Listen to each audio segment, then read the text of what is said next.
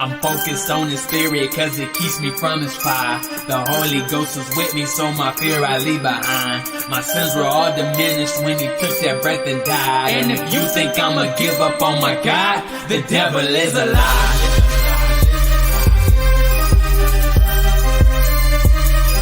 The devil is a lie.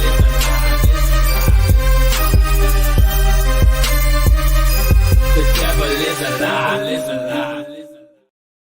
Hello, hello. This is Christina Barr. You're watching Black Tea News.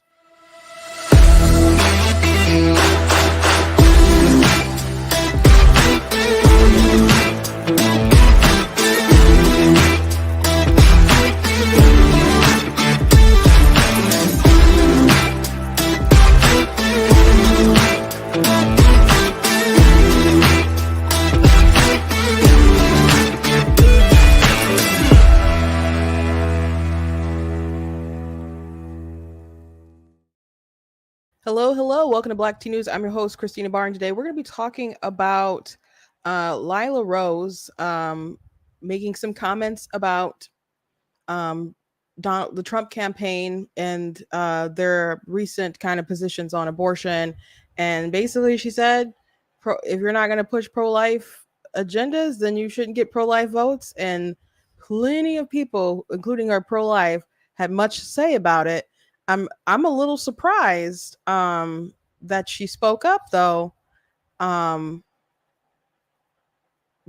because I mean, people are starting to call her a grifter and all kinds of different stuff, but I think she has a lot to lose by kind of speaking against Trump and the whole MAGA brigade. So she's standing on her principles. We can talk about the practicality of the two choices and if that's a wise thing to do. I guess we will talk about those things today. But I also want to talk about this post I posted on Facebook.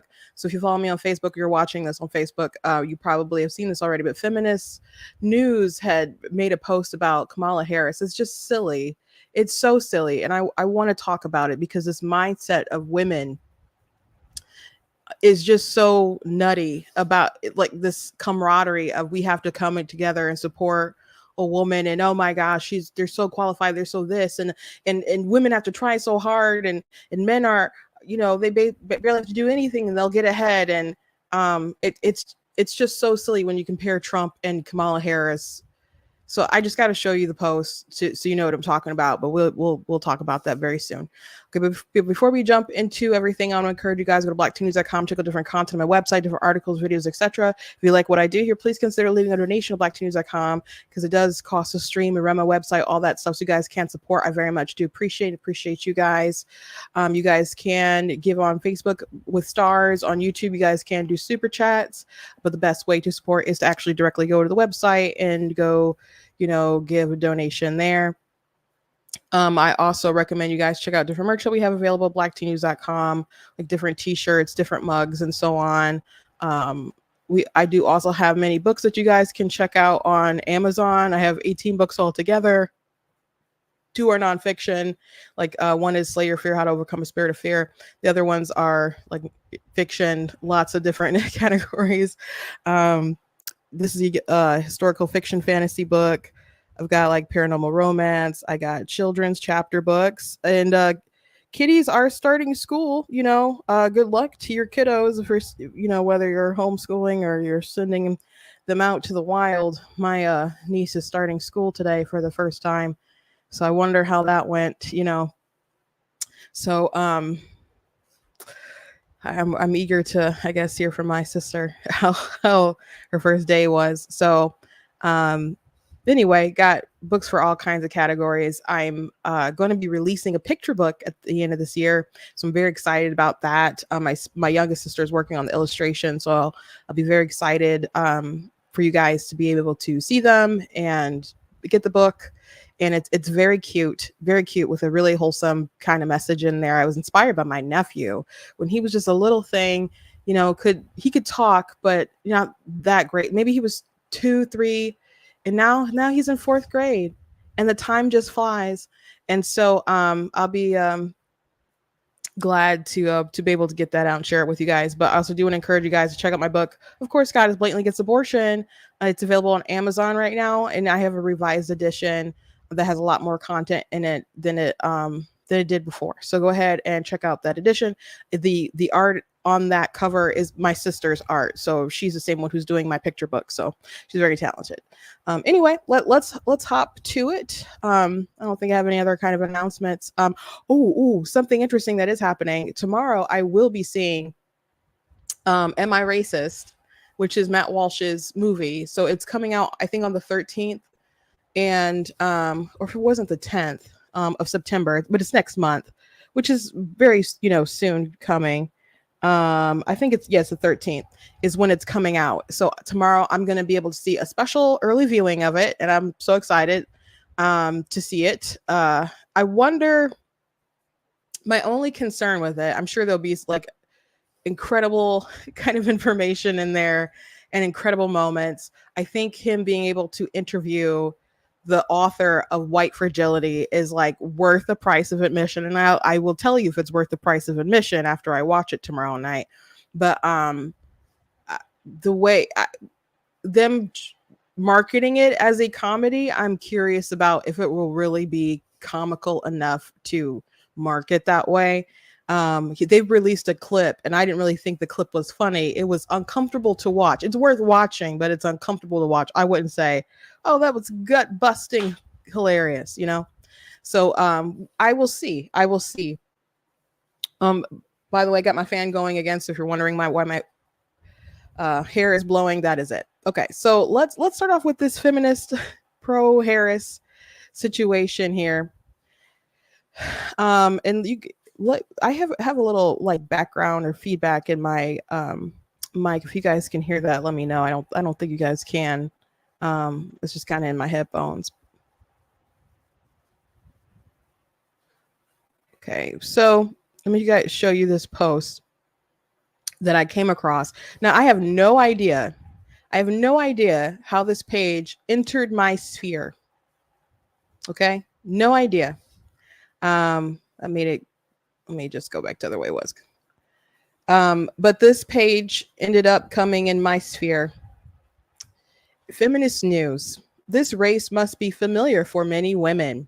She's overqualified for the promotion. He's unqualified, and yet it's still a contest. Now, of course, they are comparing Kamala Harris's race against Donald Trump to Hillary Clinton's race against Donald Trump. And I think for many reasons, with the Kamala Harris comparison, that it's absolutely bonkers. It's absolutely bonkers. It's also a disservice to Hillary Clinton because Hillary Clinton was far more qualified. She was far more qualified. Oh, thank you. I appreciate that. Someone said they can't stay, but they're just dropping in for a like and support. Thank you very much. Thank you to those of you who watch live and to those of you who watch it back. I like to say that, every time if I can, if I remember to say that, but I do appreciate everyone who takes the time. So, Hillary Clinton, she of course was the wife of the president. Then she went in to be a senator, and then she went ahead and she ran for president. She was unsuccessful against Barack Obama. And she was kind of like their golden thing, and then they like quickly threw her overboard for Obama. So they recognized kind of their moment and went with Obama and stuff. So but then I don't know what kind of deals might have been made or whatever, but she ended up as a Secretary of State. Now, in my opinion, I think she was kind of set up better for a run for the president prior to her becoming Secretary of State, because some things happened like Benghazi that totally didn't make her come out looking so great. So, but she had background, right? And I would say that she was more qualified than Kamala Harris.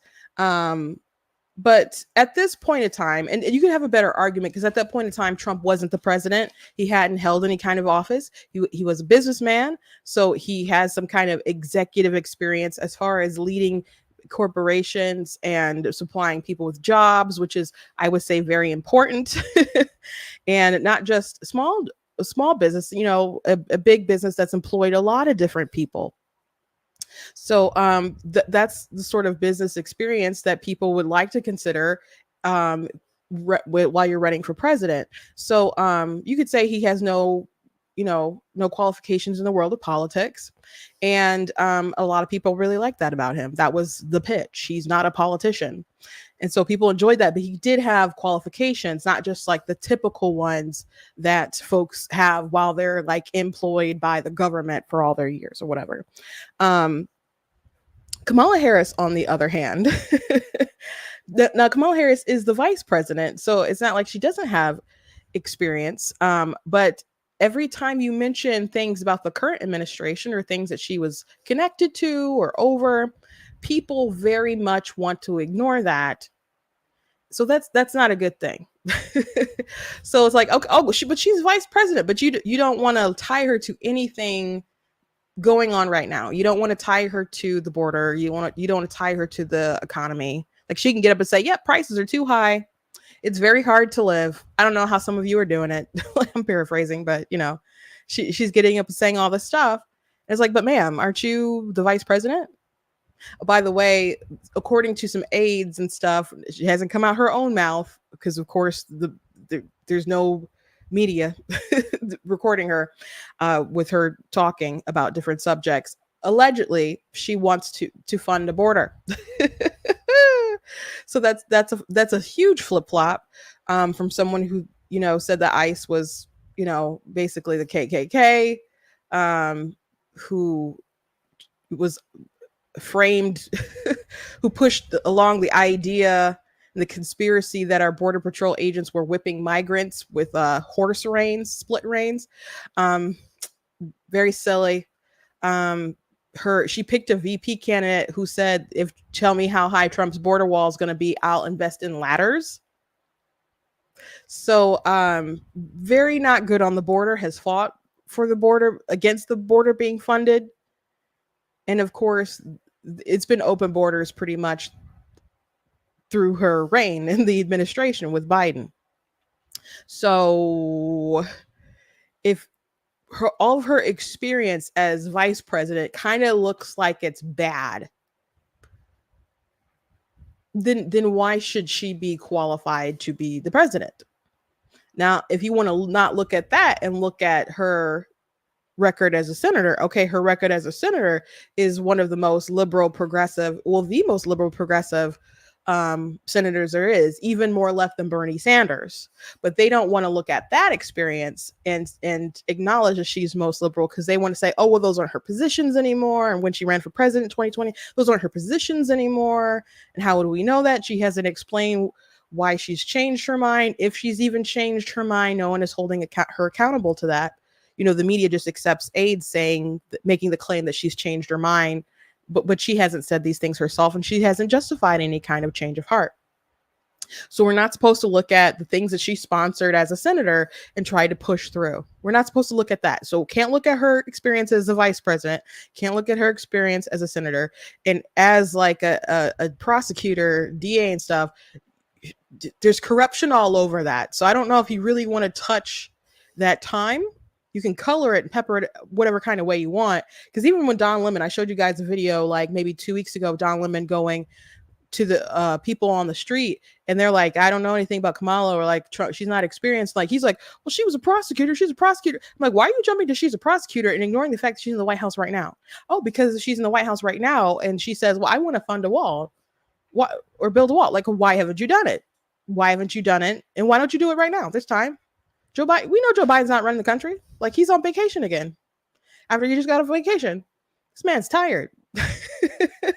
This man is tired. I'm very conflicted because I definitely don't ever want her to be president. Like, ever. Not even for a few months.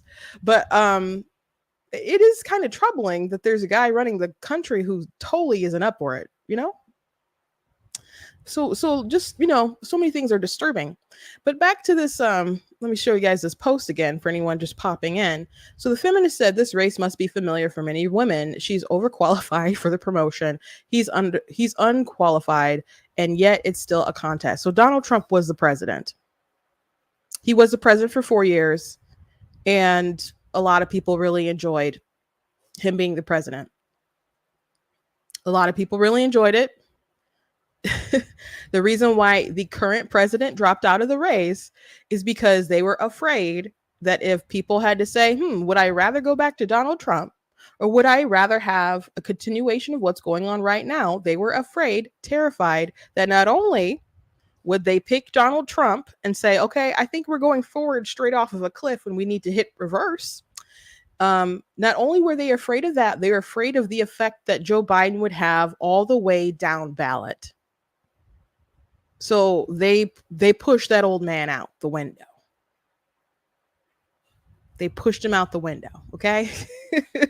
So would people have the comparison? They wanted to pick Trump. I've seen many people say, oh gosh, I made a mistake. Oh, I didn't read up on the platinum plan at the time. Oh my gosh, what did we miss out on? Oh my gosh, I didn't know Trump did all these things. Oh my gosh, I missed the orange man. People have told me that they hope Trump gets in, that I was so surprised to ever hear those words exit their mouth. Now that was when Joe Biden was running. So maybe they've changed their mind now with Kamala being the head on the Democrat ticket. But, a lot of people liked what Trump did as president, but he has experience, right, of actually being the president of the United States on top of all of his business experience. So these feminists trying to push the idea that Donald Trump is unqualified is silly. It's silly. And it just goes to show you like the mentality of so many women complaining about not being able to get ahead and so many women being passed over because, compared to men who like, okay, but are you like speaking out of reality? Like how do you know that man's not qualified or that how hard he's worked, or if they just don't see that he's going to have that extra special sauce to the position? Maybe there's a reason why you're being overlooked. Maybe you're difficult. Maybe you're not that bright. Maybe there's other kinds of factors that are standing in your way, because this is an incredible bias. This is an incredible bias, and these people obviously cannot see straight if they're once again saying that Donald Trump isn't qualified to be the president. Okay. You can say that you can make the argument that you think he's unfit because of things that you didn't like or how he acted post presidency. You can make that kind of argument, but say he's not qualified to do a job that he's already done is kind of silly. Now let's move into the argument of just because someone is qualified doesn't mean that they should get the job. Because you can, in the real world, assuming that you've had a retail job or not just a retail job, just a job anywhere. It could be public sector, it could be private sector. But imagine someone, maybe you don't have to imagine because you've gone through this. Someone comes in and they're over you. They're a boss. And they had so many things on their resume. Okay. They had things on their resume that made it seem like they were going to be pretty good. And they just were not. They were not. They were just, whoever gave them a chance, maybe they're the kind of person who just kept falling upward into different positions, which I would say Kamala Harris has, fallen upwards into positions. And, I'm not saying she didn't work hard at certain times, but she got things that she didn't quite deserve, and she did them in unseemly sort of ways. But, but someone might have a stacked resume and just frankly suck at their job. Maybe they can't manage people. Maybe they are just mean or not really that smart. Maybe they don't actually have that big of a good of a work ethic. And in the past, they've relied on other people who've really kind of pushed them through. And they got to reap the rewards and all the benefits while other people were passed over. When I used to work at Target, they used to hire people with no retail experience to be managers, zero. And they would rather hire people in with no retail experience as long as they had a college degree. Any kind of degree, I think, but as long as they had a college degree, they would hire them in to be managers over people who worked their way up and knew how the store ran, knew we're trained in different cross fields, because if you work at Target, they don't just train you in your particular area. You have to know how to stock the shelves and whatever, and back room, even if that's your area, you still have to know how to cashier, because they might need you to go and cashier, or you might need to cover a shift. So they train you all kinds of different ways. I didn't cashier that often. I didn't like it. I think I only really did it once. And I only kind of was like, hey, can you teach me how to cashier? Because I was trying to get like another hour or two on my paycheck. So I didn't like that. That wasn't my life. I don't even like going in self checkout. I really don't like it. I feel like that's somebody else's job. But nowadays you can't escape it. That's how they've designed the store for people to go. Like if you go into Meijer or Walmart, whatever, it's just like these big, most of it is self checkout, and they might have like two normal cashiers. So if I have the time, I will normally still go on a normal line, but it's just kind of the world we live in now. That you got to do the self checkout. They're trying to operate with less people, because there's less people who want to work, but they're also cutting costs too. So yeah. So anyway, I hated that Target would do that, and then they'd make life uncomfortable for people who had been there a long time, because they didn't want to give them raises and pay them too much, and they would eventually kind of make life so uncomfortable that they kind of retire or whatever. Or they make it really extraordinarily hard for people to hit all their markers so they could get a raise if they had been there for a while. So I know a lot of people love to shop at Target. I know that a lot of people try to boycott it and have boycotted it, or maybe temporarily boycotted because of like their pride section and other stuff. Let me just tell you, I hate that place because I worked there. I used to work there. I have not gone back in Target too many times since then. The last time I went to Target was to make a TikTok about the pride section. Well, that was literally the last time I went one. But so yeah, just because people might have some things that you can chalk off on a resume doesn't mean that they'll be good at their job. And by the way, most of these people that they would bring in, from my experience, who they put over me, who didn't have any retail experience, were not good at their job. And there was one girl, she was so beautiful, but she was so stupid. She was so there's not, I guess there's more delicate, there's a delicate way I could have put that, but she just was not there.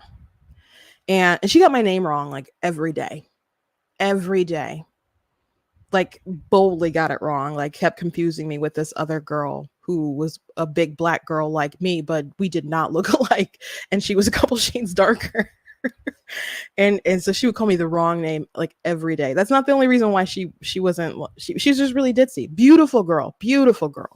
But that was the thing she had going for her. But people would say, oh, well, next thing up, is she qualified? It's on her resume. That doesn't mean that she was good at her job, that she was fit to do the thing that she did. So again, just because Kamala Harris she was a prosecutor, DA, all that stuff, and she was a senator, or she's vice president now, doesn't mean that she's going to be good at president. All of the evidence in those roles that she had point to the contrary. Okay? All of those things point to the contrary.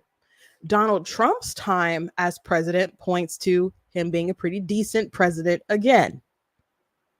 Now, there are things like post 2020 that he did that folks don't like, that you can ream on justifiably. There's things in the campaign that folks are upset about. And I don't know how much he's going to change. Things will be really different. Just the fact that he's not a fresh candidate who's going to be campaigning for a second term. He will be a lame duck as soon as he gets in. We're going to have to reset and do this circus again with new people on the chopping block, no incumbents. So,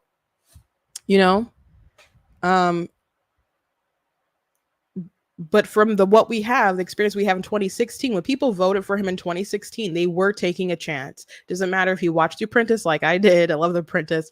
Doesn't matter if you have any books of Trump's like, well, I did. I have Art of the Deal. I have Midas Touch. He co-wrote that book with Robert Kiyosaki, Rich Dad Poor Dad.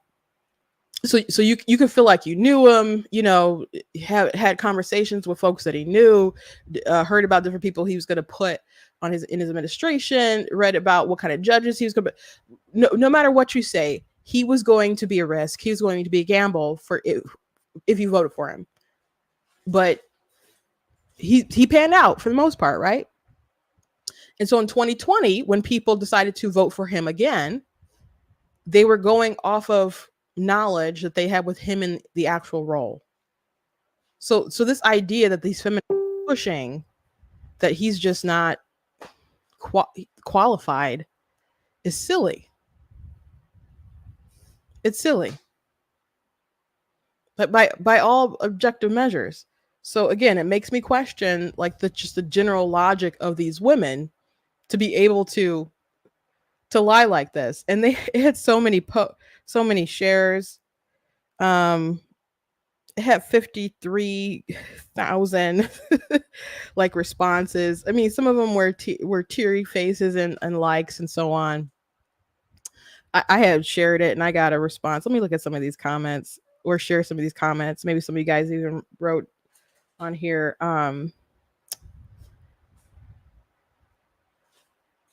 Because it is so silly, and we won't spend more time on this. Okay, I like to know exactly how they think she's qualified. LOL. She sucks. She would say anything. Has zero conscience. That's true. I don't know about zero, but she will say just about anything about just about any position. They don't need interviews or debates because they know every person voting for her is doing it because she isn't Trump. That's all that matters to the left. They would vote for an 18-year-old fresh out of high school if that was a candidate against him. They don't care who it is or what their policies are. Yeah, that is mostly true. A lot of people don't care. They just don't want to be Trump. Because I did make the point that a lot of these feminists, they want her so bad. They want her so bad. But what if she just can't do the job? What if she can't do the job? Politico wrote a story about the inside of the campaign and how much drama and how much thought process is going into her doing a simple interview. And like, oh, well, who's going to do the interview? And they don't want someone who's going to press too hard or, about the policy and different stuff. She's already the vice president of the United States. It's been almost 40 days. It's been 38, but it's almost 40 days since she took the position away from Joe Biden, and she still hasn't sat down and explained herself to the media. I would assume that most interviews that she's going to have is going to be glowing and softballs, but they're even afraid of that. Now, she should face rigorous sort of scrutiny for the things that she said in the past and if she's evolved on those positions and what she plans to do. The press should want to press her, and there shouldn't be anyone who would want to give her a softball interview. There shouldn't be anyone willing to do that, but we know that there are. But even some of the softballs, she's so awkward. They're afraid of blowing their campaign. Now, if they have to coddle their candidate and protect her that much, is it just possible that she's not up for this? Is it just possible that she just can't do the job? I think we all know the answer to that question. Whatever you have to say about Donald Trump, at least he will go out and talk to people. At least he will do the interviews. He didn't mind doing being the head of the press conference and being pew, pew, pew, pew, you calling you. And then if you even have to get a little nasty with the press, he didn't mind doing that if he felt like he had to. But you know what? They're willing for Kamala Harris to basically disrespect them and disrespect the American people because at the end of the day, she's not Donald Trump. and they know her policies are stupid. They know her policies are stupid and damaging to the country, but they also feel like, she's not gonna be able to maybe get some of these dumb things passed, so maybe we'll be okay. Now, there's some progressive folks that are like all in and saying, oh, she's gonna be progressive, but you know,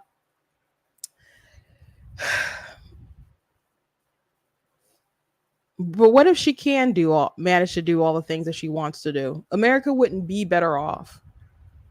America wouldn't be better off at all. So not only are her ideas dumb, she's just incapable of doing a good job. Now, I had talked yesterday how the rumblings were that she was going to do an interview and they didn't know what day yet, but they wanted it to be a sit down with her and Tim Walz. So Daddy Timmy can hold her hand because she's so scared and she's not a big girl. I don't know if that's still going to be the case because it's rather silly, and she should be able to do her own interview. She also wants to change the debate rules so she can sit down and take notes like a little teeny girl and not a big girl. You're not always gonna be able to take notes when you I don't know, have to go toe to toe with Putin or somebody. but don't you think as a vice president, like in general, because that is her job, that she should have had an interview by now in the past 40 days, especially considering Joe Biden has been MIA quite a bit, and that people had questioned about his mental state and if he was up for the job, because she is like a heartbeat away from actually being the commander in chief. So isn't it very strange? Like, we know she's running a campaign, so I know she's rather busy, but she is the vice president. Isn't it just strange in general that she hasn't had any kind of interview with the press in almost 40 days? Take the election stuff out. Just as the vice president. So who's to say that she can do this job? I don't think she can actually do this job. And that's what's so frustrating about these feminists who just like, oh, we want to support the woman. And guys, she's not proving to you right now that she can do the job. Someone said neither of them are qualified. Ooh, Miranda, spicy. He's a lying scumbag. So is she. He should be in prison. Frankly, so should she. For what? What should I definitely know some things that she could have got her law license revoked that people didn't follow through with. I don't know about her being in jail so much, but why should Trump be in jail? Said she get fired during the trial period as a Walmart greeter. We like that.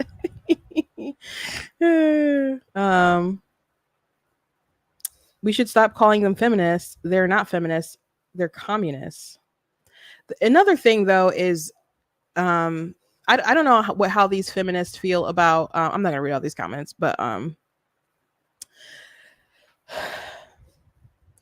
the fact that Kamala Harris and many of these Democrats don't have the courage to even define what a woman is, and they're willing to let a boy go into women's sports or be in the girls' locker rooms, even like take away funding. If you have a son that says that he's a girl and you don't want to, I don't know, get him hormones and all that kind of stuff, you could possibly lose custody.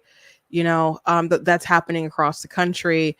That's Tim Walz's kind of America, and that's her VP. So I think the pick of Tim Walz says a lot about what Kamala Harris will be willing to do and want to do. So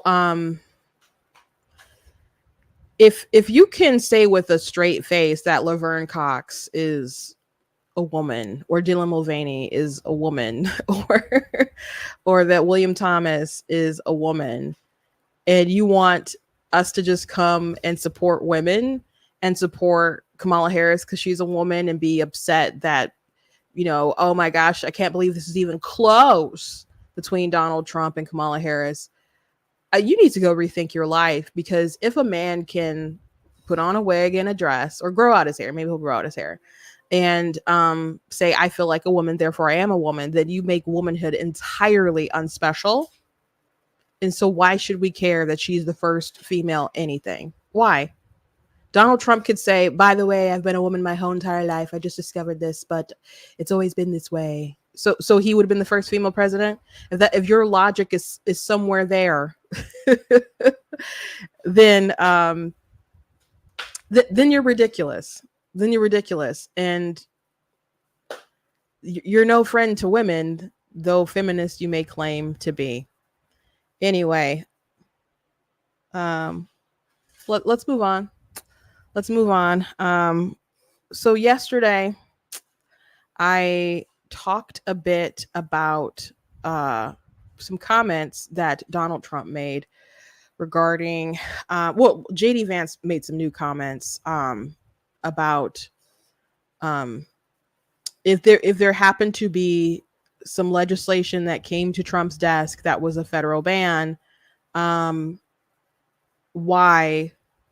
Well, he would veto it, is what he said. He's pretty sure. Now, Trump hasn't said that. That's what JD Vance asserted. And I don't know if Trump will walk that back or not. Maybe he doesn't feel like he needs to. And maybe he doesn't want to cause that kind of like division between him and JD Vance. I thought that was really, really bold of JD to assert, though. But Lila Rose, who is with Live Action, she was not happy with his comments. So she decided to go ahead and write a post about JD Vance, and she had other concerns about him as well. I'm just going to go to Lila's page real quick so I can just read to you off what she said.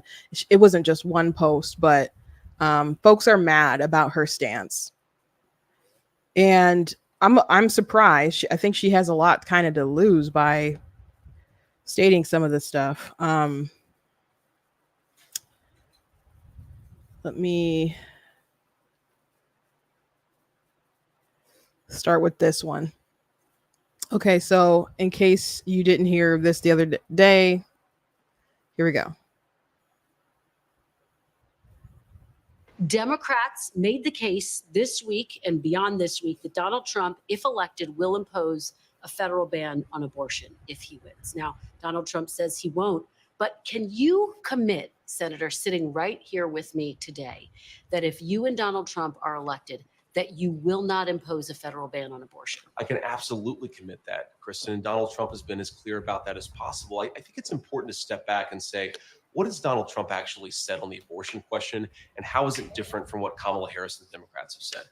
Donald Trump wants to end this cultural war over this particular topic. If California wants to have a different abortion policy from Ohio, then Ohio has to respect California and California has to respect Ohio. Donald Trump's view is that we want the individual states and their individual cultures and their unique political sensibilities to make these decisions, because we don't want to have a nonstop federal conflict over this issue. The federal government ought to be focused on getting food prices down, getting housing prices down, issues, of course, where Kamala Harris has been a total disaster. So I think Donald Trump is right. We want the federal government to focus on these big economic and immigration questions. Let the states figure out their own abortion policy. Let me just follow up with you a little bit on that point, because I've been talking to Republicans, including Senator Lindsey Graham just last week, who've made it very clear that if Donald Trump is elected, if you are elected, they will continue to press this point. Senator Graham said to me, I'm going to keep saying that there should be a federal ban. If such a piece of legislation landed on Donald Trump's desk, would he veto it? Well, I think he'd be very clear he would not support it. I mean, he said that explicitly. Yeah, I mean, if you're not supporting it as the president of the United States, you fundamentally have to veto it. So he would veto a federal abortion ban? I think he would. He said that explicitly, that he would.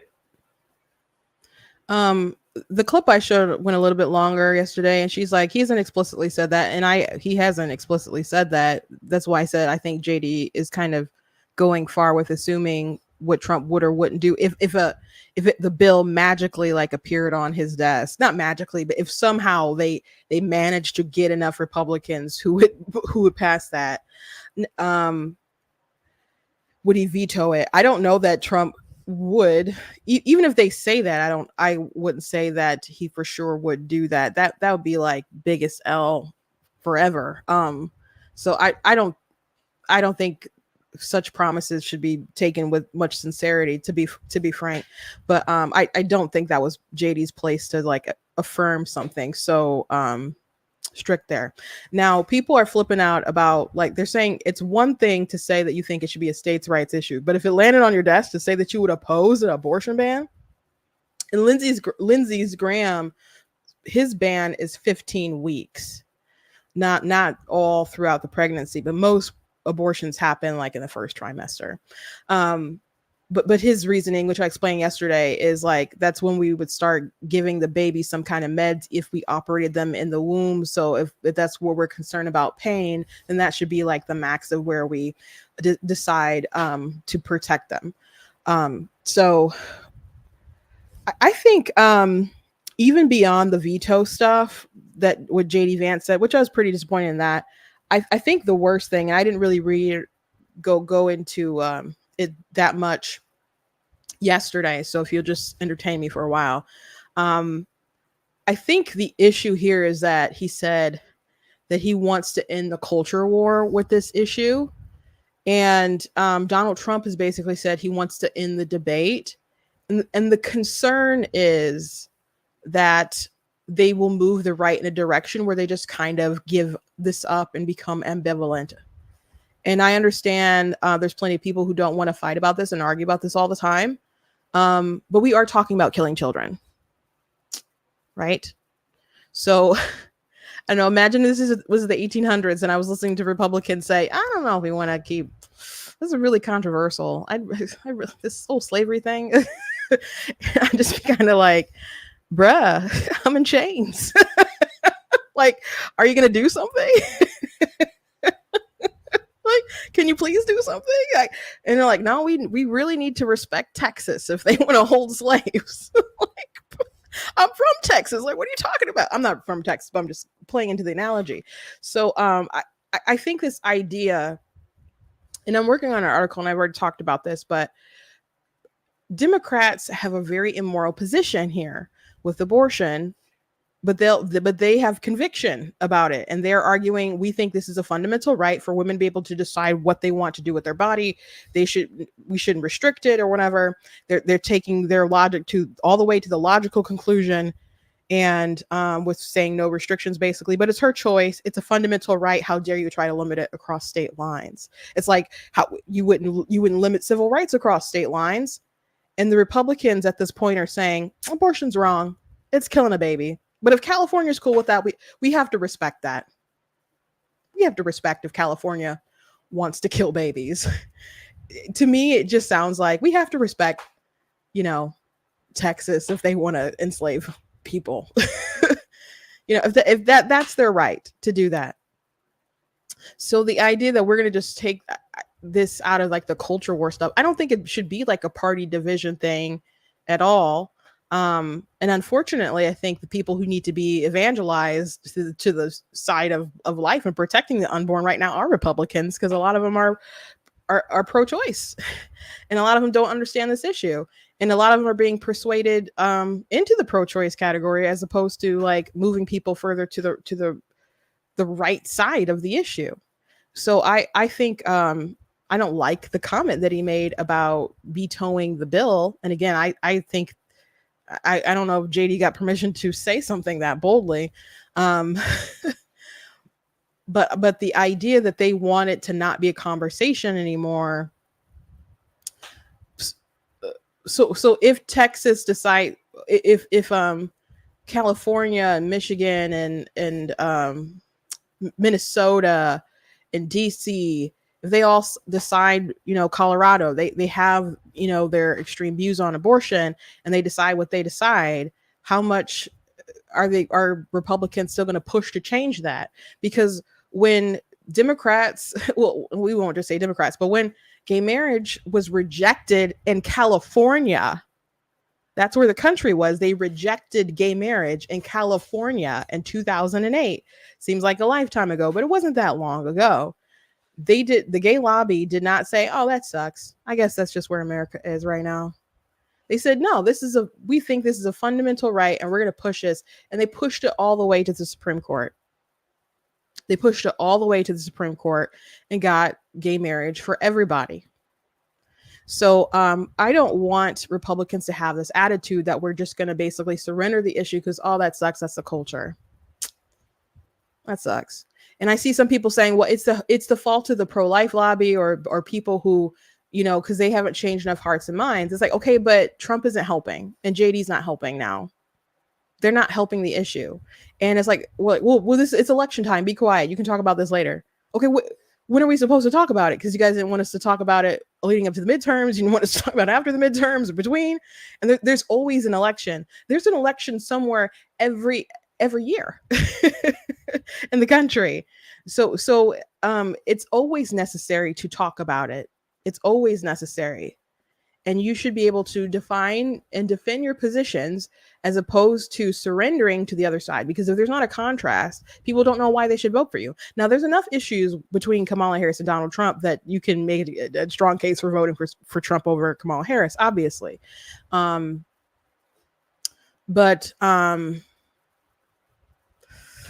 there's lots of issues, I would say, with the sort of things they've been saying. Okay. I'm not happy. And if you've been following me for a while, you know that I'm not happy. But I'm pretty surprised about Lila Rose. So let me actually go to her tweet. Her tweets, rather. So she said, if you don't stand for pro-life principles, you don't get pro-life voters. I mean, pro-life votes. So that's what she said when she retweeted that. Let me not show that. That's pretty gruesome. So she put a video of an aborted baby under there with Trump's words from Friday saying like reproductive rights, and she has a video of an aborted baby corpse and says this is what reproductive freedom is. Now some people were mad and like Will Chamberlain was like, this is what's wrong with the pro-life movement, showing all this stuff and it's so gruesome, it's not persuasive. I think it's persuasive to some people. And especially if you watch the process of an abortion, I've seen many videos of people like, I'm pro-choice. And then they show them actually what it is. And they're like, oh gosh, that's really awful. One of the founders of NARAL, they became pro-life after they got to see this. We got more technology and we had the sonogram and you could actually knew more about what was going on. So, you have to show people the truth. I mean, people were very ignorant on the slave trade, especially like in Britain, because that's something far away, like in the ships, like they're not thinking about the Negro. And so people had to tell them the sorts of conditions that they were living under on the ships and so on. Like you needed, in the US, you needed material like Uncle Tom's Cabin that told the plight of the Negro. Because too many people were apathetic. And it sounds like too many people are apathetic. At the same time, you have pro-choice propaganda trying to show you pictures of just like fetal tissue, like the after it's been like exploded from being sucked through a tube and they clean up all the blood and they're trying to say this is what a fetus actually looks like at 10 weeks or 8 weeks or whatever. And it's just propaganda. They're trying to tell you that the heartbeats aren't real heartbeats in all kinds of different stuff. So there does need to be a contrast. It is just really gruesome. And I don't necessarily want to show that on my show today, but I have showed you guys what late abortions and stuff look like. But I'm going to assume you guys are nice pro-lifers and I'm not necessarily going to show you the gruesome bits today. She had also said something when Trump said my administration will be great for women and their reproductive rights. And she said there's no reproductive right to kill a child, which is true. And some people were trying to say, well, I think Kristen Hawkins, who's over Students for Life, was like, well, he could mean IVF, but I don't like the language. Don't adopt their language. Do not adopt their language in an attempt to appeal. These women don't want to vote for you anyway. These women don't want to vote for you anyway. You should have considered your mean tweets when they told you they didn't like your mean tweets. You don't bribe them with abortion now. You could have changed your behaviors. They don't like you. They're not going to change their mind because you're offering abortion. Because Kamala Harris is offering them abortion. Okay. So Lila Rose, was the post that really made people upset. Trump/Vance have recently said Trump would veto a national ban on abortion. They support access to abortion pills, 60% of all abortions. They think it's California's right to permit abortion up until birth, but if states like Arizona ban most abortions, they go too far. Due to their increasingly pro-abortion positions, Trump-Vance is stretching the lesser of two evils voting strategy to an untenable position. Without some indication that they will work to make our nation a safer place for preborn children, they are making it impossible for pro-life voters to support them. Being less passionate about killing babies than Harris Walz is not enough. So she didn't quite say that she wouldn't vote for him. This is a warning about how far they've gone. Now people were mad and they're like, what she's saying is wrong, and you guys would rather have, you know, Tim Walz and Harris win by not supporting Trump, and she wants free abortions, all this other kind of stuff. I'm concerned with the mindset that Vance put out, like, we want to end the culture war, that if people get too apathetic and they keep adopting the language and abortion is just healthcare, that we're going to get to the point where it's just kind too normalized, and it's just something that they pay for, that is paid for and covered, etc. And it is what it is. I don't like it, but it's allowed. Most, as she said, most abortions do occur with the pill. And in the GOP platform, which they bullied into changing, it's now pro-choice. The only kind of abortion that they talk bad about was late-term abortion, which is like 1.3%. And I do want to save the lives of like 10,000 babies, sure. But I don't think we should throw about 1 million away. I don't think they should be on the chopping block. The point she made about they think it's California's right to permit abortion up until birth, because they're like, we're going to respect California, but if states like Arizona ban most abortions, they go too far. That's a really good point, because people keep saying, and I've made this point before, but Donald Trump and folks keep saying, well, he's just saying it's a states' rights. He's just saying it's a states' rights. It's just, okay, that's what you claim. But then when a state does something to advance the pro-life agenda, you say it goes too far. So he wanted the legislature to legalize abortion with Arizona. He spoke out against the heartbeat bills. They're terrible. Now the Florida one, DeSantis signed it. He said it's terrible what he did. The Florida bill, as it is right now, allows for abortion in the case of rape, incest, life of the mother, fetal abnormality, also trafficking, and I think there's another circumstance too, but it offers a lot.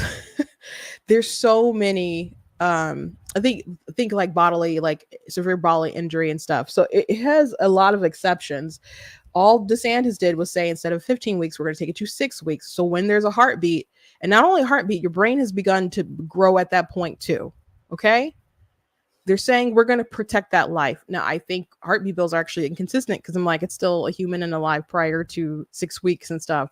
But the political kind of aspect of the heartbeat bill is that's going to stop most women from doing it. So there's some inconsistency, but I get it politically.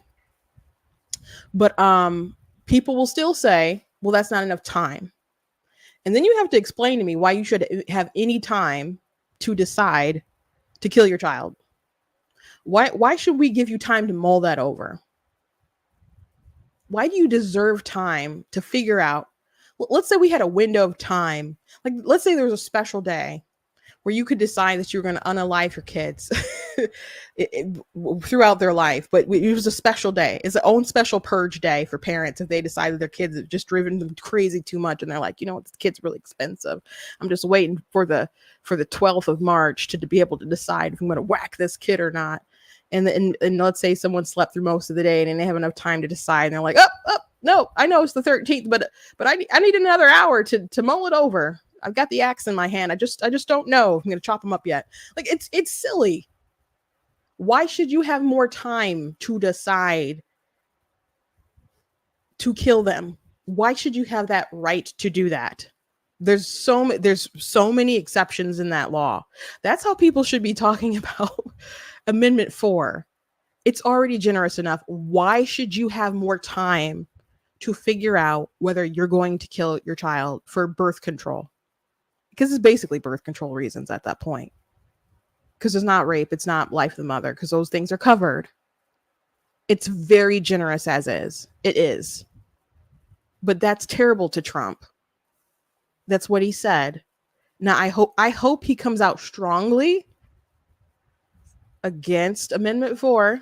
And I think he needs to throw the pro-life community a bone.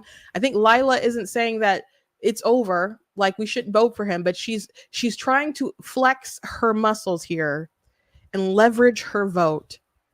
And some people have said that they think what she's doing is really irresponsible and that she should support Trump and then try to get him to change his mind about stuff.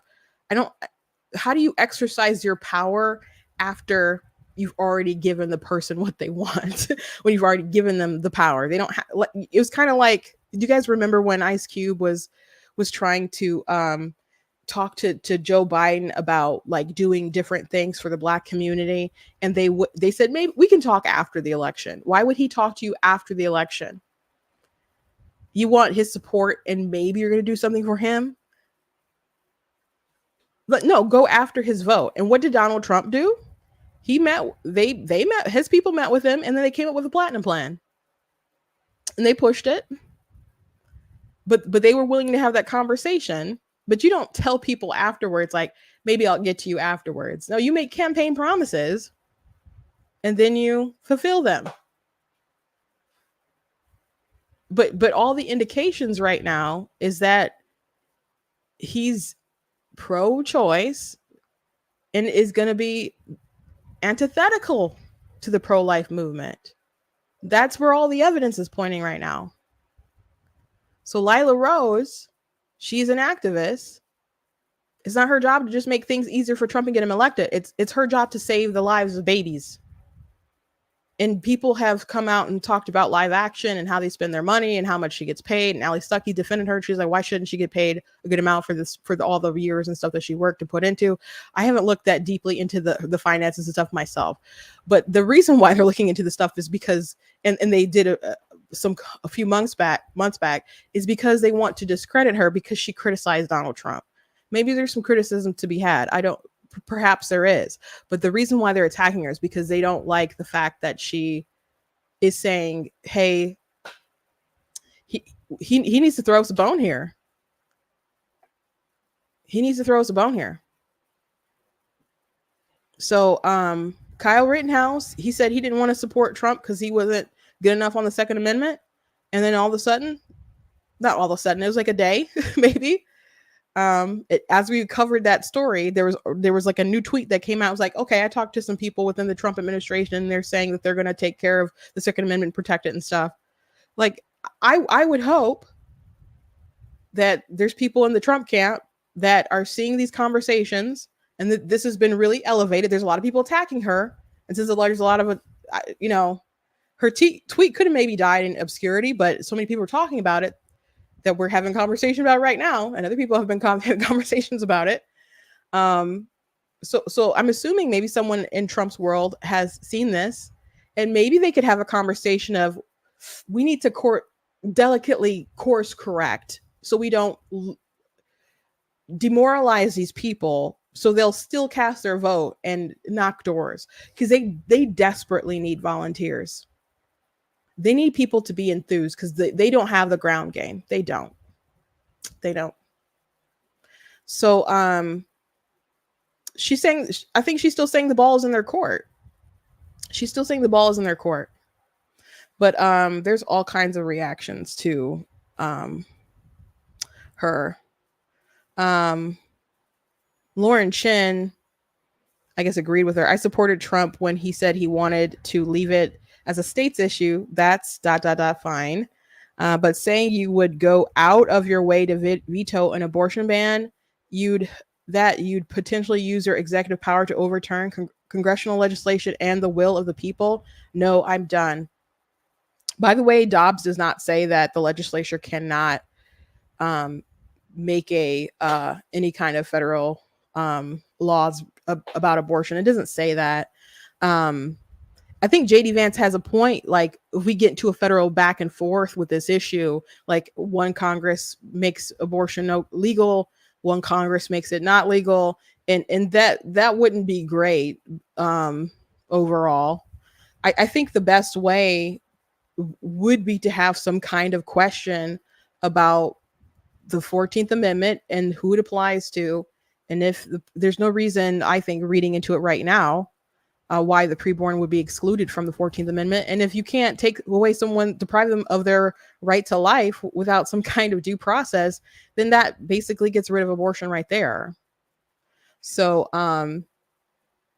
the pro-life the position in the Republican Party in the past, including when Donald Trump was elected in 2016, was to have some kind of constitutional amendment, with the 14th. But I don't think you really need to. I think if they were able to push this to the Supreme Court, and make them answer the question, I would like to think that the court right now would be able to say, yeah, there's no reason to exclude the preborn here. Because if the preborn don't have a right to life, if someone, I don't know, attacked you with the intention of murdering the baby in your womb, and you survive and your baby doesn't, did they kill no one? Maybe they assaulted you, but they killed no one, right? Because they're not a person. I don't think we want our world to function that way, as if they're just some kind of human property. Back to the slavery reference. It can't just be that the baby is wanted, therefore it should get protection, like it's, just an extension of the mother.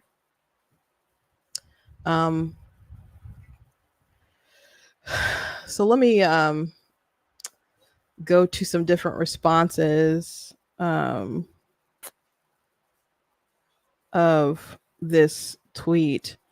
Cernovich was going in on her. Other people were going in on her. But I think that I was surprised Lila said anything, because I think all this attention that she's getting is it's quite negative, and she's being really attacked. And there's a lot of access and money in the Trump world. When I first started, I've always spoke my mind about things that I like, things that I don't like. But when I started getting more critical, someone asked me, like, well, what are you gonna do about your audience? And like, are they gonna like leave you if you say some negative things about Trump? And I'm like, if they do, they do. I just, I can't live my life with a muzzle. I'm gonna, speak my mind. Now my content is still mostly very negative Harris.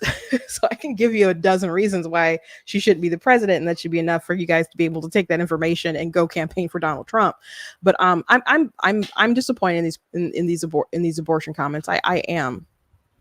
Allie Stuckey stuck up for her and said, Lila is the real deal. You might not agree with her, but her arguments, as always, are based on principles, not politics. People calling her a grifter should consider looking up the definition. This is the opposite of a grift. Her work has changed millions of minds and saved thousands of lives. This is true.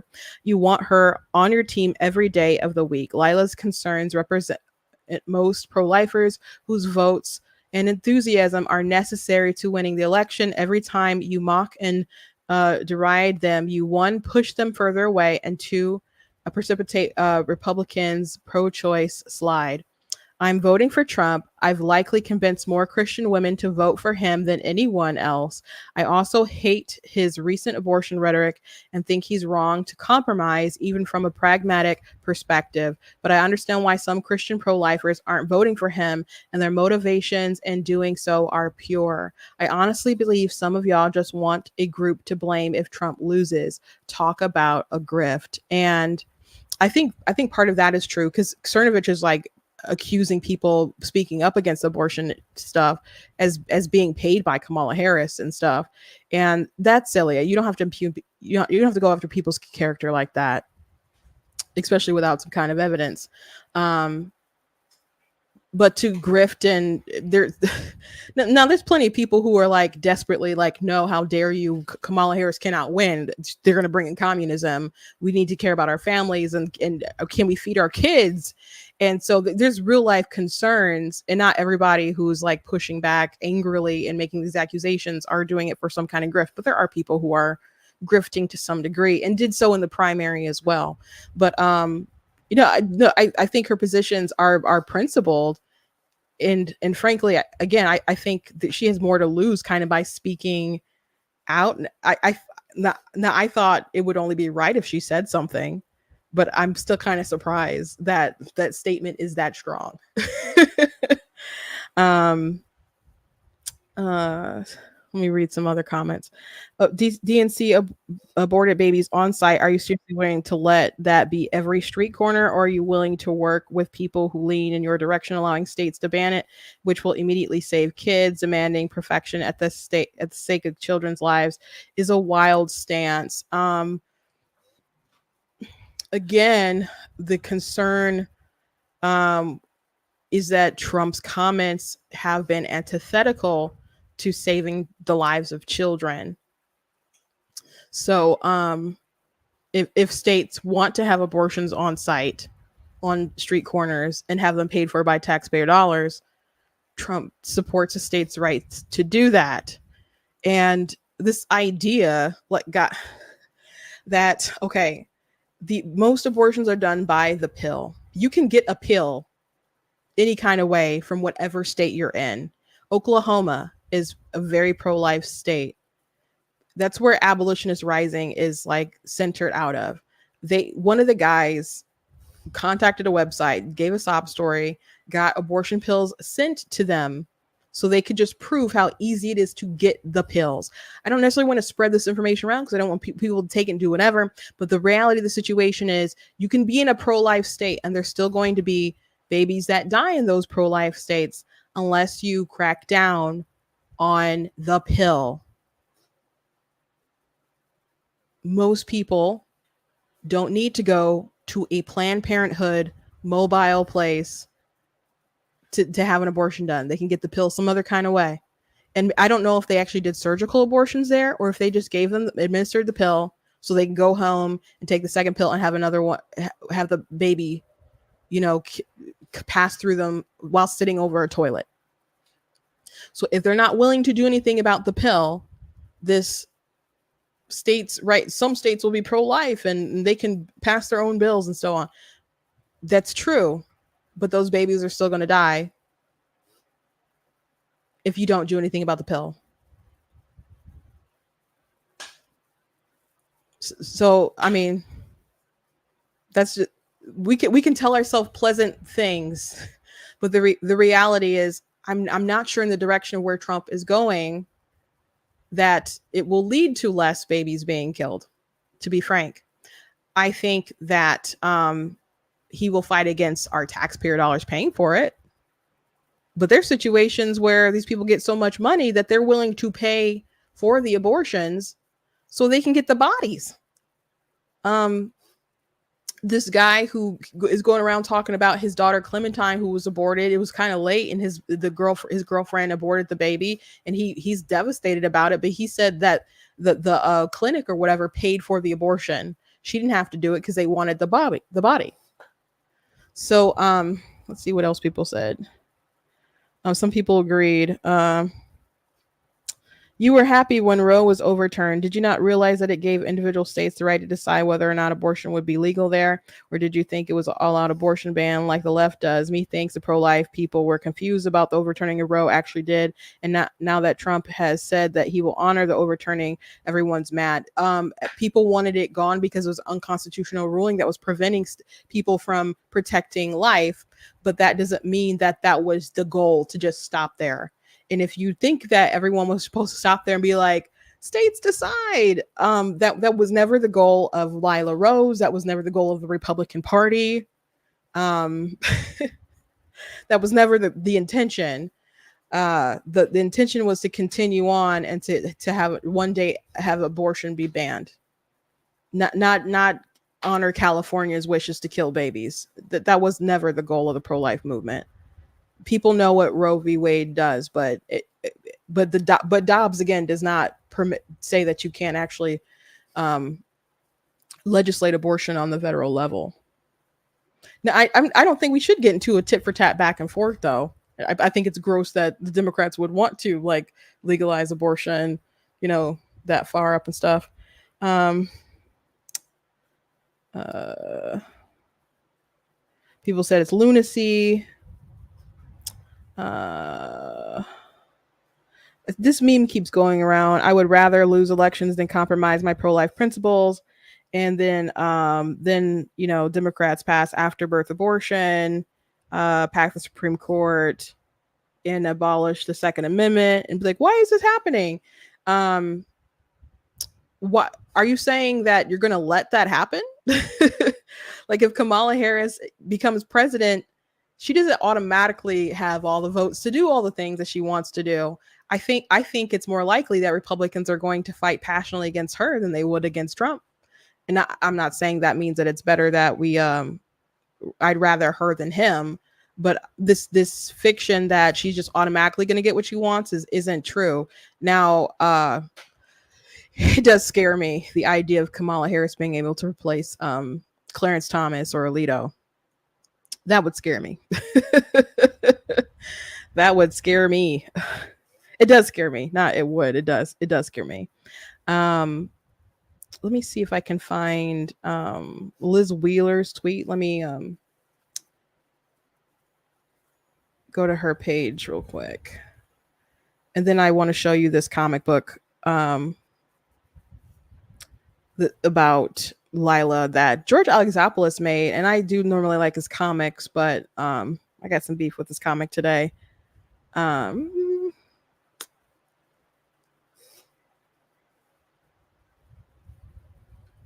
Okay, she said, I strongly disagree with Lila Rose. I think pro-lifers have a moral duty to vote for Trump, because refusing to vote for Trump is a vote for Kamala Harris, the most gruesome pro-abortion politician in our country. And I've told Lila this because we're close friends, but to accuse Lila of being a fake pro-lifer because you think she should only buy diapers instead of exposing Planned Parenthood, covering up the sexual abuse of children and sex trafficking is weird. And there are people saying, like, why haven't you given more money to pregnancy crisis centers? They have done that, but their group is supposed to be exposing undercover things and changing people's minds, and they do street advocacy. And I know people who are live action like advocates and stuff, and I've met some of them in person.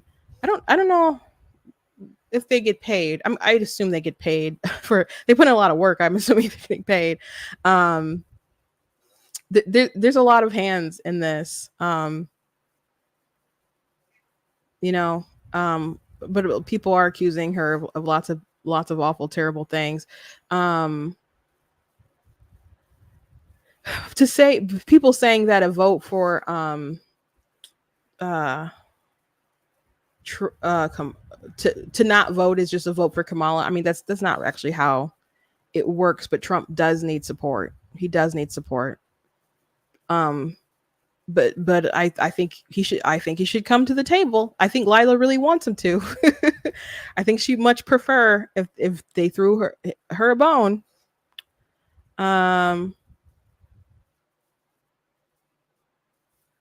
Because she said in another post that it was our moral duty to vote against Kamala to protect innocent babies who will die bloody deaths because of her radical abortion policies. That means voting for Trump. I don't know how to tell you guys this, but Trump's policies on abortion are very radical. They are. You can debate me as to why you think they aren't, but they are also very radical. Someone got really mad at me because I said that effectively Trump's policies on abortion weren't really that different than Joe Biden's. Now Kamala Harris is like extraordinarily extreme, but the fact of the matter is that if Trump isn't willing to do anything to combat the left's push on this, then the reality is that the same amount of babies will die whether he's president or not. At least with this issue, there's other issues to be considerate of Trump for voting for him.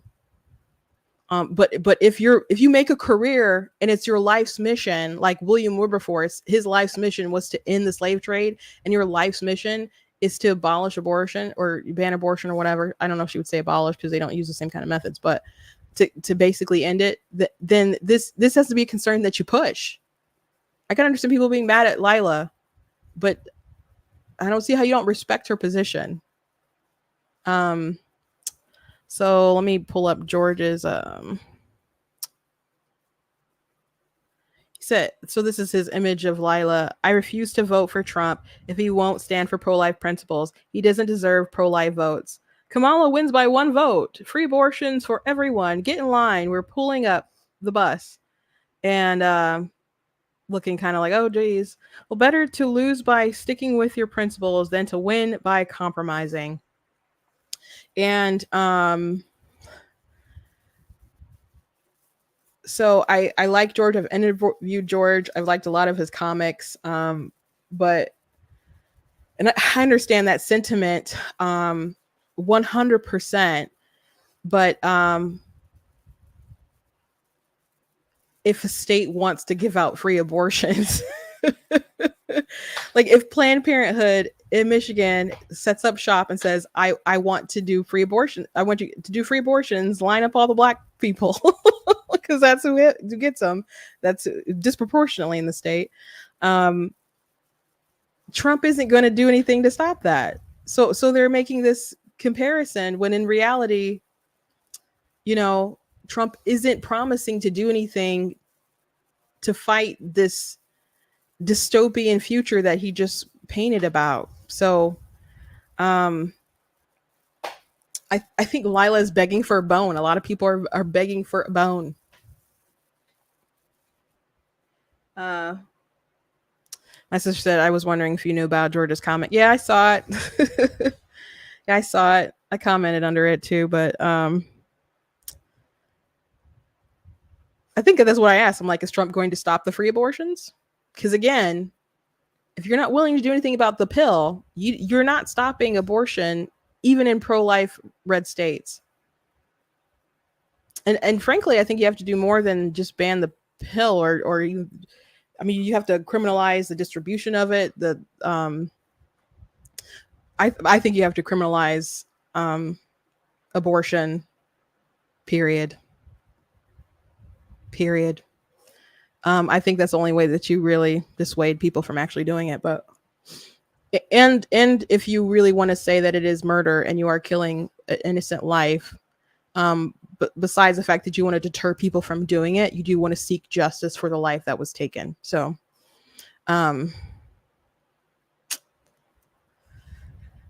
people are mad at Lila, but I'm shocked. Oh, someone left a comment. Let me. Not against abortion in the first 16.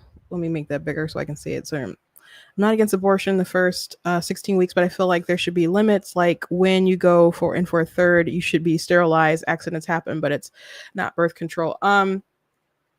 Yeah, I can't agree with that. Like, I don't. Why the line at 16 weeks? Why not 15? And 6 days? Or if we draw it at 15, why not 14 and 6 days, or 13 and 6 days?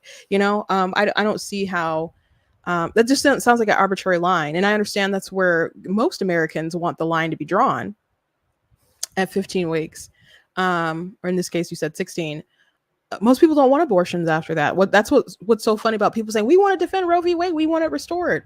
Most Americans don't actually want abortions past 15 weeks. Most people just don't know what Roe v. Wade did. And most people don't know what Roe v. Wade did. And most people don't know what Kamala Harris is promising to do if she gets into office by codifying Roe, because they don't want abortions to be like super, super late. And, and if they think they happen late term, they think it's just for like medical emergencies, which isn't the case. If you have a real medical emergency that late, you're going to induce the labor, because if it's life and death, you don't have like 3-4 days to do fetal demise and then deliver a dead baby. So most of the rhetoric with the stuff just isn't true. But I'll put it this way, because most people will say like, oh, I don't want to get to a consciousness debate, but it's wrong to unjustly unalive me, and it's always been wrong to unjustly unalive me. You might have a reason, like if I come at you with a with a knife or something, and you think I'm going to kill you, like self-defense. Okay. Like there's circumstances where you defend your life, but you don't have a blanket right, even in that case, to unalive me. Cause they'll still, like, I don't know if is there surveillance footage, they'll take your statement like of me trying to unalive you. And they'll be like, oh yeah, your life was, you were reasonably in danger. It made sense that you took her life to defend your own. And so you are not going to be prosecuted for that act of homicide against you. We totally understand why you did it, but you don't have a blanket right to just go off people. So it's wrong to unjustly unalive me, and it's wrong to do that today. It's wrong to do that tomorrow. It was wrong to do that when I was 10. It was wrong to do that when I was 2. It was wrong to do that when I was a day out of the womb. And it was wrong to do that when I was 38 weeks. It's wrong to do that when I was 16 weeks, and so on, because I'm the same living human being throughout that entire period of time. Just because I'm outside of the womb now, and I guess I would say dodged a bullet, but my mother would have never aborted me. But I'm out of the womb. I get to advocate for whatever I want, etc. But why would I look at other human beings who are also alive and like me, have futures like mine, who are of the same rational kind, same species, who I also believe are made in the image of God, and say that that human being should be unalived at 14 weeks?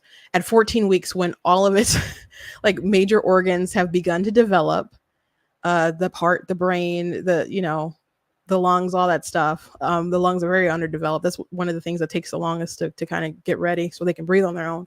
But, at that point in time, they're very developed. They're very developed, could possibly feel pain at that point. And you can say, well, they're not conscious. They don't have consciousness. We don't understand consciousness. So I'd be very careful about assuming that we know things. People used to do surgeries on newborns without anesthesia because they didn't think that they could feel pain. And you can say, well, that's what they did in the 1800s. They did that like in the 80s. In the 80s. There's a lot that we don't know. Then there's a lot that we're wrong about. So we just need to be careful about what we claim to know, what we're certain of. But in case we're not certain, I think we should err on the side of life. And I put this in my book, and I've said this kind of a couple times. If you had the suspicion that there was a baby behind your car and you were about to like go in reverse and drive away, would you get out the car and make sure that there's a baby not there, that you're not going to smush a baby and kill a baby? Or would you just put that baby in reverse and see if it goes bump, bump, bump? Like, what would you do? I'm going to assume that most people would get out and check and make sure that no human life would be destroyed. So when it comes to the case of abortion, why wouldn't we err on the side of life? I don't think if we're talking viability, I don't think viability makes any sense. Because at that point, they're still in the mother's body. So you are limiting a mother's like bodily autonomy at that point too.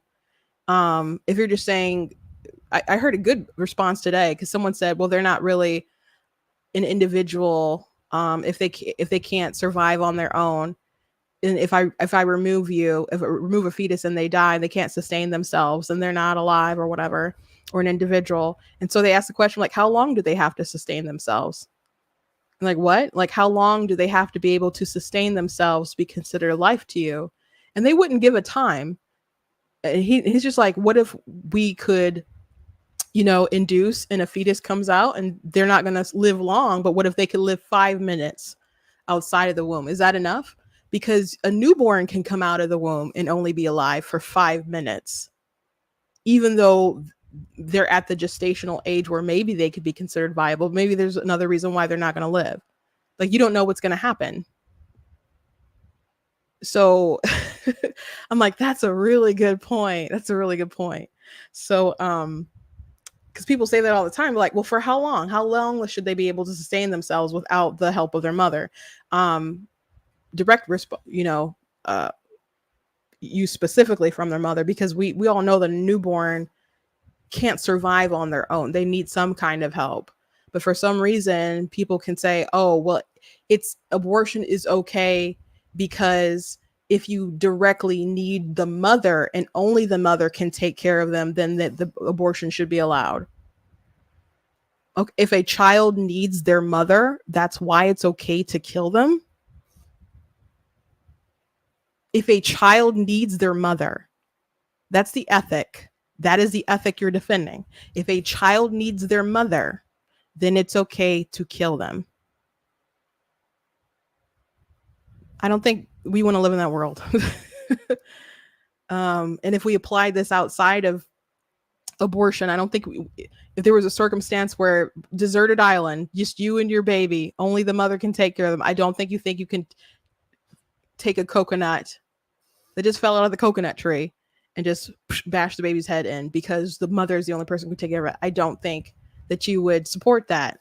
So you need to look at your ethic. If you wouldn't apply it across the board outside of pregnancy, then you're special pleading and your logic doesn't follow. So I don't know if that person was still on and watching, but I hope I thoroughly kind of answered my response to that. I mean, I don't know if it changed your mind at all, but if you did just limit abortion at 16 weeks, you're still going to allow like 900,000 plus babies to be killed every year. So I know people think that's a good compromise, but it's not. It's not. Like I was talking to someone today and they're complaining because there was a group that they didn't think they compromised enough. And I was like, okay, but if you compromise at 15 weeks, like late term abortions, it's only 1.3%. And that's like maybe 10,000 or so babies, but there's still like 900,000 plus that are on the chopping block. And they're like, oh, okay, well, like, because I'm like, most happen in the first trimester. So then they're like, oh, well, can we do it at the first trimester, like 10 weeks? Would that save lives? I'm like, yeah, that would save lives. But I think most people do it like between 8 and 10 or something. So, you know, the best thing you can kind of do is like, if you wanted to compromise at all, it would be a heartbeat bill. But the heartbeat bill is just, it's basically like trying to do a ban without having the courage to say we're going to do a ban. Like, we allowed you a little bit of time, so we can't technically call it a full ban because it's got a little bit of it. Yeah. So, but it also teaches people like the wrong kind of ethic, that that the heartbeat or the, you know, is what makes it alive in a person, and that it's just not true. So, I don't think we should misinform our side. I think we just need to get better at having these discussions, and hopefully I do a decent job.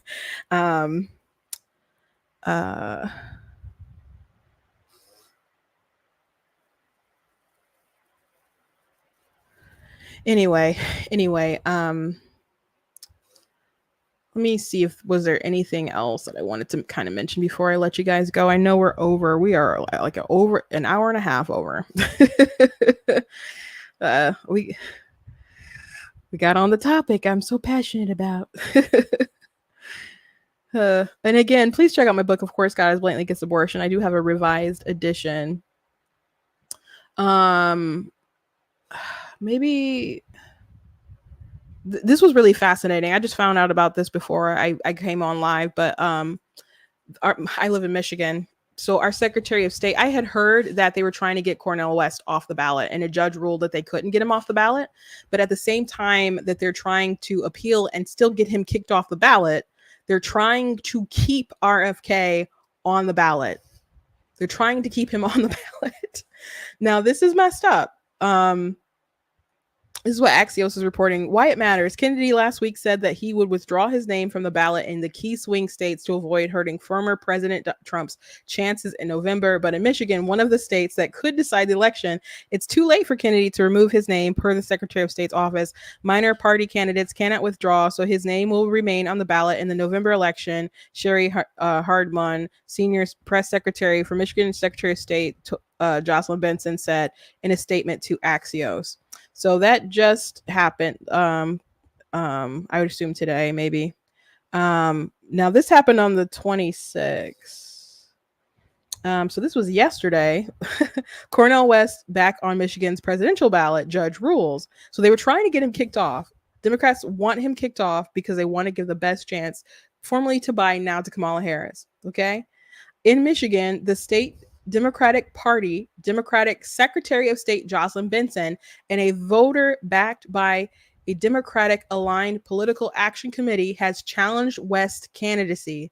Benson's office plans to appeal Redford's decision, a spokesperson said. West's campaign called the opinion a decisive victory for Democratic principles and voter choice. We are grateful for this affirmation and promise to continue championing the rights of all voters, West said in a statement. So you can't get rid of Kennedy on the ballot. And let's again, this article came out yesterday, and the Kennedy one, I don't know if that came out today or yesterday or whatever, but they're basically the same time. And you want to spend time. The judge ruled that he can stay on the ballot, but you guys want to appeal the decision to kick him off. So how can you appeal the decision to get Cornel West kicked off the ballot? Because you're saying, oh, there's not enough time to kick off RFK, but you want to get someone else kicked off.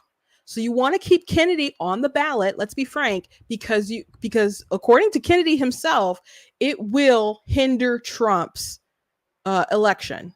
So you want him on the ballot, but you want Cornel West off of the ballot because there's a lot of uncommitted people in Michigan, because there's a lot of, Muslims in the state, in Dearborn and other places, who don't like their positions. They don't think they're strong enough supporting Gaza and condemning Israel, which is interesting to me, but that's what they're going for. And they want to push the Democrats to make a change, and they haven't done enough change. So there's a lot of people who are uncommitted and don't like Kamala and didn't like Biden, and for whatever reason, considering Cornel West. Maybe there's some, African Americans who want to consider Cornel West. But they want him kicked off the ballot because they're still mad about 2016 and people who decided to vote for Jill Stein and other folks. Democrats have been talking about democracy this, democracy that. Donald Trump's a danger to democracy when they have been trying to pick off candidates off of the ballots all over the country. So this is just freaking rich. This is just rich. There's rumors that Benson is going to try to be governor. I don't know how that's going to go down, because I would assume that Gretchen Whitmer, when she's done her lieutenant governor, would want to be governor. And black guy versus a white woman. I don't know how that's going to go down, but this is shady. So I wanted to at least tell you guys that before I let you go. Maybe we'll reflect. I don't know if we need to reflect more on that tomorrow, but it's just messed up. It is totally messed up. I think that's where we're going to end things. Thank you guys so much for joining me today. I think it's important to talk about these things and to never stop talking about the issues that mean a lot to you, because if you can only talk about them after the election or way before an election or something, you're never going to get things done, and I think I don't want the goal for people to be to silence the pro-life folks forever. And I keep saying pro-life, but I think I'm kind of more an abolitionist at this point, but that's what everyone kind of identifies with and stuff. But I think Lila definitely wants to support Donald Trump, but she's just asking for some kind of bone here. And I don't think that's a crazy thing for a voter to ask of their politician you want my vote? Give me a reason. Give me a reason. This is the thing I care about. Are you going to meet me here? So I'm surprised that she did what she did. But anyway, thank you guys for joining me. Please check out my content on the website, share my different articles, and check out my merch, check out my book, and God bless you guys. I will see you tomorrow.